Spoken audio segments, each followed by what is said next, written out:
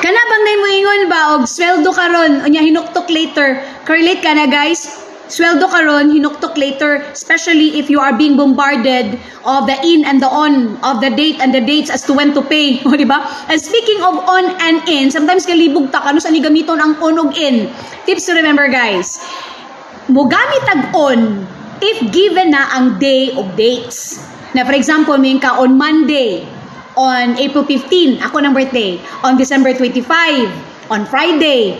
Especially guys, kung mo specify ka og mga special na mga dates, no, special holidays, for example, on Valentine's Day, on Christmas Day, on Father's Day, on Mother's Day. Now, if dili gali given guys, dili gali given si date og ang day, that's the time you will use in. For example, in the next century, in the next year, in 2025. So that's it. I hope you have learned something. Thank you so much for viewing and credit to Ma'am Emmy of English Corner. Salamat!